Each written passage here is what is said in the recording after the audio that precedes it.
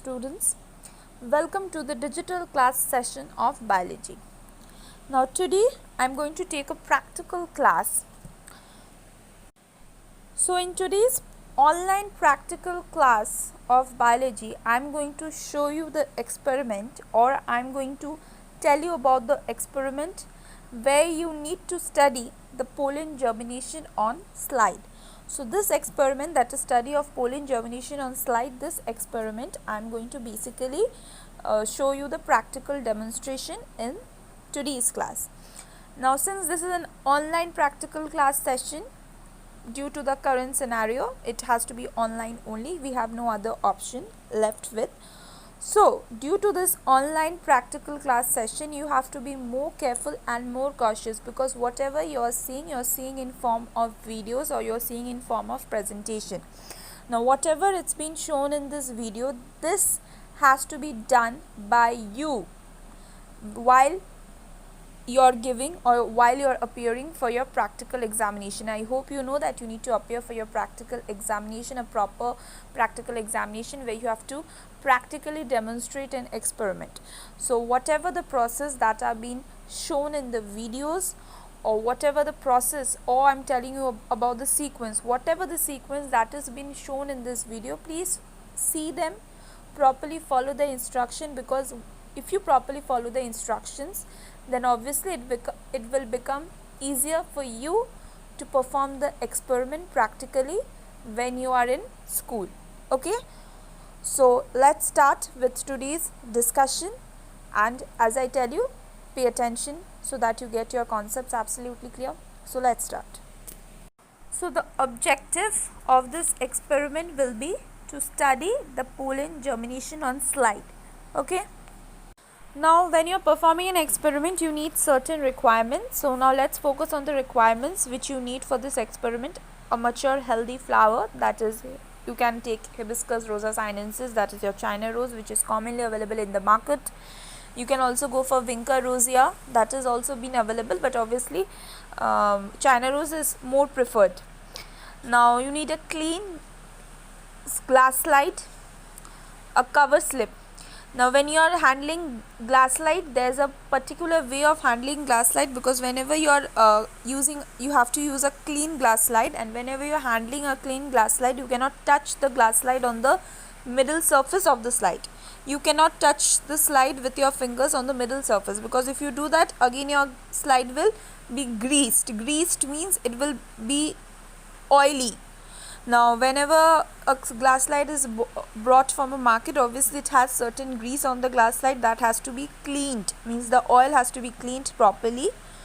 If it's alcohol is being used for cleaning the glass slide, then it will be much more better. And once cleaning, you cannot touch the surface, the middle surface of the glass slide, because that is the surface where we are going to do our work, we are going to do our experiment. So therefore if you touch on the middle surface, you are again going to change that slide into a greased slide, means you will be again changing into that oil free slide into an oily slide, which you have to be avoiding. So there is a particular way of handling with a glass slide. You have to touch the glass slide by your fingers on the two sides of the slides. Okay, two sides means at the two corners. Okay, two ends of a glass slide. Okay, you can touch it in lengthwise also. According to the lengthwise, there are two ends, you can touch it in that way also, and according to the breadthwise, they have again that two wide surface, that also you can touch, but you need to touch them on the corners, you cannot touch them on the middle surface. That you need to keep in mind. Okay, then you also need a clean greased free cover slip. The same way we are going to make the grease free, we will be using alcohol, because alcohol give proper result. Otherwise you can there is a particular way of making it grease free by using detergent powder. Okay, now distilled water, it's an important requirement. Measuring cylinder, this is also an important requirement, because we need to measure the distilled water, and then only we will be proceeding forward with this experiment. Beaker, where we are going to prepare the solution. Sucrose, very much important requirement. Magnesium sulfate, potassium nitrate, boric acid. So these are some important requirements which are very much needed for this experiment. So now I'm going to show you the practical demonstration that is related to this experiment. Now make sure that you're following all the steps properly and you're following the sequence, because it's very important to follow the sequence and follow all the steps so that your concept which is related to this experiment, or the concept for this experiment, gets absolutely clear. Because when you are appearing for your exam, you need to perform this experiment practically. Okay, so first I'll tell you the requirements. Now as you can see, you need a fresh mature flower. Now this fresh mature flower can be your hibiscus, which is your normal China rose, which has been easily available in the market. And it can also be Vinca rosea, that has also been available, but obviously hibiscus is more preferred, okay, since it's been very common. Then the next requirement which you need, I'm going to show you. See, the glass rod. So this is a glass rod which is required in this experiment. Okay, you also need a dropper. So this is a kind of a dropper. Now this requirement is an important requirement. This is called a glass slide. So this glass slide is basically an important requirement for this experiment. Okay, and it has to be grease free. Grease free glass slide means oil free glass slide. Okay, now the next requirement is obviously distilled water. This is also an important requirement. It's 100 ml of distilled water. Okay, potassium nitrate, 20 milligram of potassium nitrate. Okay, now next requirement is 30 milligram of magnesium sulfate. Okay, these are your chemicals which are required to prepare your nutrient medium. Now this is also an important requirement, that is your 10 milligram of boric acid. Now let me tell you, keep this thing in mind, that obviously 10 milligram, it's been used for certain experiments, but if it's not working out in 10 milligram, then what we generally do, we go for 10 gram. So that's why both the possibilities can be done. Either we can take 10 milligram of boric acid and 10 gram of boric acid. Now 10 gram of boric acid has been mentioned in your book, that is also correct, and 10 milligram of boric acid, that is not absolutely wrong, right? It's not absolutely wrong. So this is one possibility, and 10 gram of boric acid is another possibility. Because when you're performing an experiment, you have to keep this in mind, that your experiment can be successful also, your experiment can fail also, means it can be unsuccessful also. So if it's unsuccessful, then you have to make it successful by making certain changes, like certain changes which have been very important. So you have similarly, it's been seen to prepare a proper concentration media. Sometimes 10 milligram of boric acid also works, and sometimes 10 gram of boric acid also work. But all this 20 milligram, then your 30 milligram, 10 milligram or 10 gram, all these have been properly measured in your digital balance, or you can say a physical weighing balance, and then only these quantities should be taken. Okay, now approximate value, sometimes it becomes certain differences have been noted in case of very small differentiating features like 1 or 2 grams extra. That doesn't matter, but obviously you have to try to take the approximate value, and if it's not possible, then again this certain changes can be done, but that will not hamper the experiment. But obviously, to get a proper result, it's very important that you take your approximate values. Now little bit differences does not make an experiment unsuccessful, but you have to be very cautious while you're performing an experiment. Okay, and your next requirement will be very important requirement, that is your 10 gram of sucrose. Without sucrose, this experiment cannot be performed. Okay, so these are your requirements, or you can say materials required to perform this experiment. So you need a compound microscope also, because you have to study the pollen grains, you have to study their stages, you have to see the formation of pollen tube, and without compound microscope that is not possible. Okay, so now let's focus on the procedure.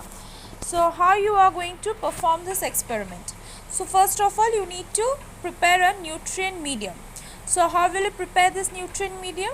You are going to prepare this nutrient medium by dissolving 10 gram of sucrose, 10 gram boric acid, or as you can use 10 mg of boric acid also, 30 mg of magnesium sulfate, that means 30 milligram of magnesium sulfate, and 20 milligram of potassium nitrate in 100 ml of distilled water. So how much distilled water you will be taking? 100 ml. So you will be measuring in a cylinder about 100 ml. You are going to take the distilled water about 100 ml, and on that distilled water you are going to add the previously measured quantity. That is the reason I asked for a physical balance, because in the balance only, by using a physical balance or a digital balance, you are going to measure 10 gram of sucrose separately and keep it in a watch glass. Again you will be measuring 10 gram of boric acid or 10 milligram of boric acid, and you will be keeping it in a watch glass. Again you will be separately measuring 30 milligram of magnesium sulfate, and you will be keeping it in a watch glass, and 20 mg of potassium nitrate has to be measured separately and kept in a watch glass. That means 4 watch glass are required. In that watch glass, 4 different quantities like 10 gram sucrose, 10 gram boric acid, 30 milligram magnesium sulfate, and 20 milligram potassium nitrate. All these 4 quantities are to be separated and kept. Okay, and then you have to add those separated quantities in 100 ml of distilled water, and then you need to mix well. You have to stir it well with using a glass rod. Okay, now after preparing this nutrient solution, because this is your nutrient solution, you need to add a few drops of this nutrient solution at the center of a clean grease free slide, and then you have to dust the pollens. You have to dust the pollen. Now this procedure is also shown in the video, so you will be following the video. The pollens will be dusted on it by bursting the anthers of your mature flower. Okay, now the pollens are observed under the microscope after 5 minutes, and then at regular interval of about half an hour. Okay, so this is the entire procedure.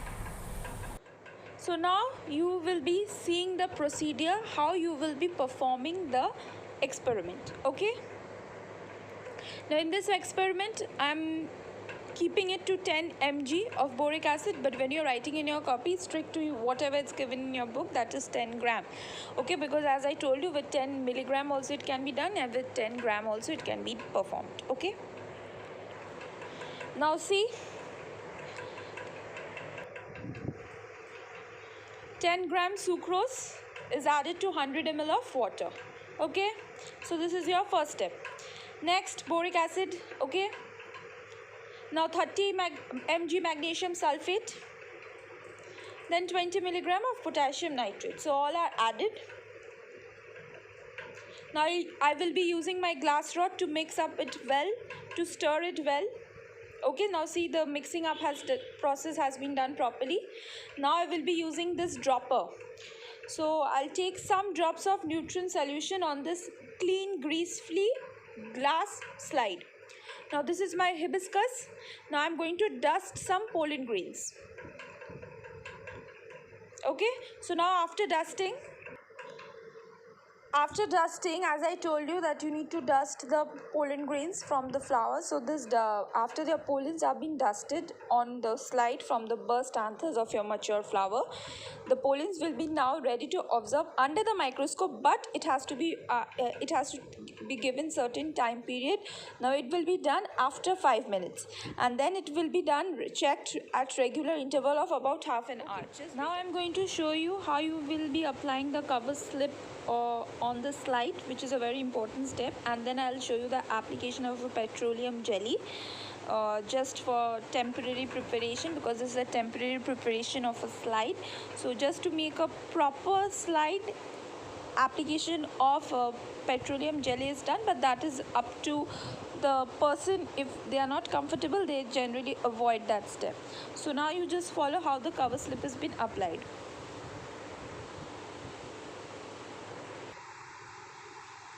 See, can you see how the cover slip has been applied with the help of a needle? And then this is the petroleum jelly. So the petroleum jelly is added to seal the sides of the cover slip so that the air bubble doesn't enter. Because if the air bubble is entering, then obviously the cells will get damaged. The cells will not be able to be properly visualized under the microscope.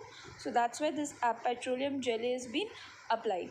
Now after half an hour, if you observe under the microscope, then again I'm showing you the image which you will be getting. See, this is the microscope. We need to place the slide in this portion. See, observe it properly. See, this is the portion, this is the stage portion. So after performing the experiment, what will be your observation?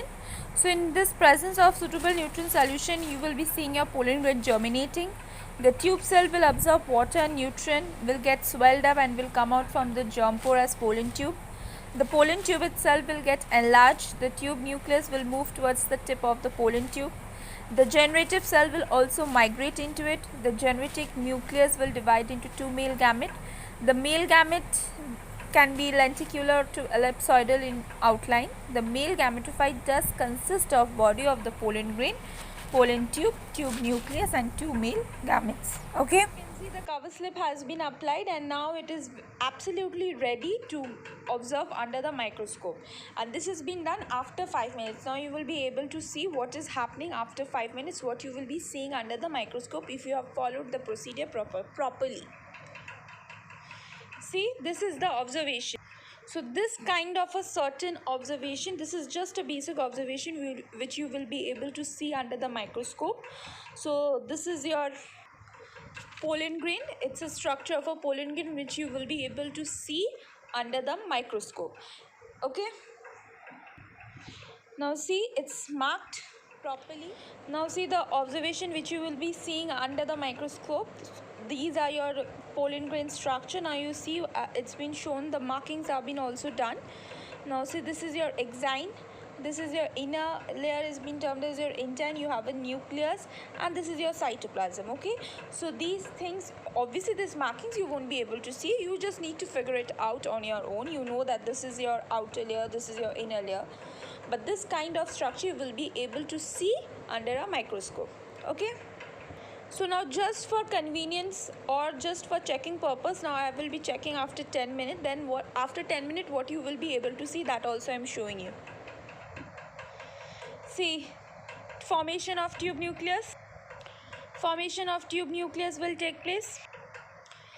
And a generative cell will also be noted after 10 minutes. Okay, so as I'm increasing the time, I'm going to get more and more feature because I have to give time for the cell to show its function. This pollen grain, I have to give them the time that they can show their functions.